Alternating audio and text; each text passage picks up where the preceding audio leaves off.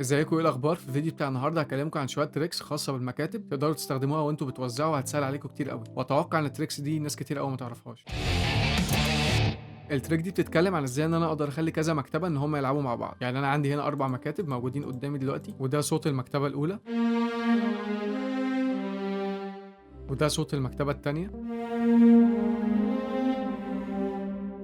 وده صوت الثالثه، وده صوت الرابعه. الحركه دي اسمها لاير، فيلا بينا اوريكم ازاي قدرت ان انا اعمل الحركه دي. اول حاجه هدوس على علامه البلس دي، بعد كده بيكون في حاجه جوه الاف ال استوديو حاجه اسمها لاير، بدوس عليها او بقدر ان انا اسرش عنها، وده بيكون شكلها. فاول حاجه بعملها ان انا بعمل سيلكت المكاتب اللي انا عايزها، فبدوس كنترول شيفت وابتدي ان انا اعلمهم كده، وبعد كده بدوس هنا سيت تشيلدرن. بس انا كده ربطتهم خلاص هنا في اللاير دي، واقدر ان انا اعزفهم مع بعض. ودلوقتي هكلمكم عن ازاي ان انتوا تقدروا تعملوا اوتوميشن لاي نوبز موجوده في اي بلجن، وخصوصا البلجنز اللي بره الاف ال استوديو. يعني ده مثلا بلجن تبع الاف ال استوديو، انا بكل سهوله هدوس على الفيدر ده او النوب ده، كليك يمين وهدوس كريت اوتوميشن، بكل بساطه هينزل لي الاوتوميشن. لكن بلجن زي السيرم هي للاسف مش موجوده فيه، بس ليها طريقه تانية سهله جدا ممكن احنا نعملها. انا كنت عامل ساوند ديزاين لصوت معين ومستخدمه في تراك، وعايز ان انا اغير النوب ده ان هو يبتدي يطلع وينزل، بحيث ان هو يغير معايا الصوت وانا شغال. فهسمعكم الاول وانا بعملها بايدي، بعد كده ابتدي ان احنا نعمل الحركه دي.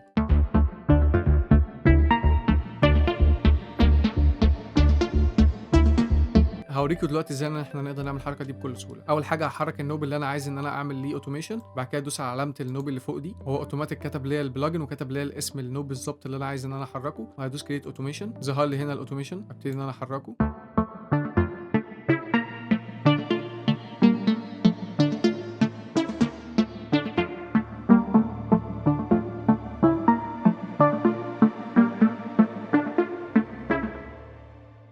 وفي النهايه اتمنى ان يكون الفيديو عجبكم، وما تنسوش السبسكرايب واللايك وشير مع حد من اصحابك يكون مهتم بنفس الموضوع. وشكرا اللي كمل الفيديو لحد هنا، واشوفكم في فيديو جديد ان شاء الله.